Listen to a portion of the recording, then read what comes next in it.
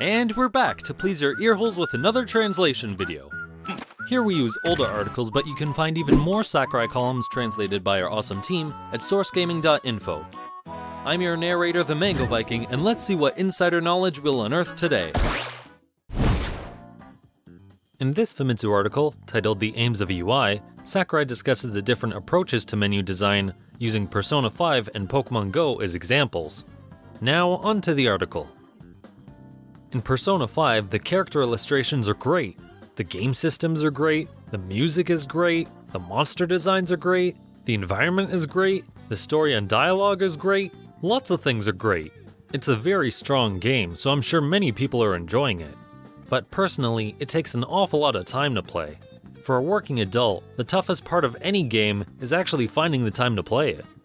Persona 5 is full of strong points, but the one I feel that stands out far above the rest is the GUI, which stands for Graphical User Interface. A thorough explanation might get rather difficult to understand, but in short, it's stuff pertaining to the menus. In a broader sense, it also includes things like subtitles, the in-game time and HP displays, and other information arranged on the screen. GUI is usually shortened to just UI in the industry, so that's what I'll use below. If you take a look at Persona 5's UI, you'll immediately understand what makes it special. As opposed to Persona 4, which used a vivid, largely yellow design, Persona 5 goes for a black and white theme and strongly features the color red. The design makes heavy use of character portraits and 3D models, and their gorgeous yet speedy movements create a stylish composition that's fun to watch. By taking an active role in the game's presentation, I think that Persona 5's UI draws a line distinguishing itself from the UIs of typical games up until now. Honestly, it's to an extent that once you get used to this, the average game's UI will look out of date. Essentially, UIs are set up to be rectangular. They're drawers. Because computers store a lot of complex information, the UI is a structure that's used to designate, retrieve, and display whatever information is needed. So to a certain extent, if the UI isn't arranged neatly, it can be troublesome. In that sense, Persona 5's UI is unconventionally cluttered.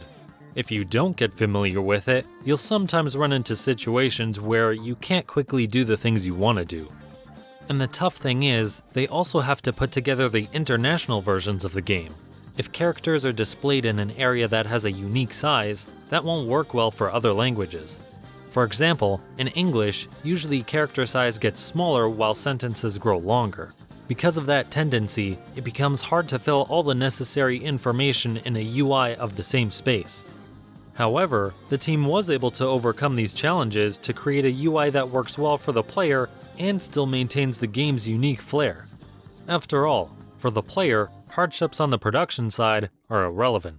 If there was a game UI contest held tomorrow, Persona 5 would probably win by a mile. It's magnificent. On the other hand, there's another game with a UI that I think highly of for a completely different reason: Pokemon Go. Its UI is astonishingly plain and simple, the complete opposite of Persona 5's. Most monster collecting games on smart devices tend to be rather cluttered. Pokemon Go breaks the mold, however, sacrificing almost all decoration in favor of simplicity.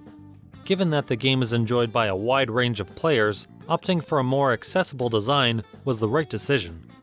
The concept of CP is a great idea as well.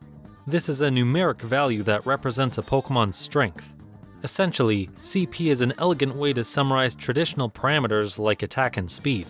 Additionally, information like a Pokemon's weight and height are displayed, which adds to the feeling that these Pokemon are living creatures. It's a subtle touch, but it perfectly captures the game's concept. Each UI has a different aim: to expand the world, to add personality, to make it easier to play, or to put everything together elegantly. You can't simply say that being hard to use makes a UI bad. As technology advances, that may open up the way for new possibilities in UI design.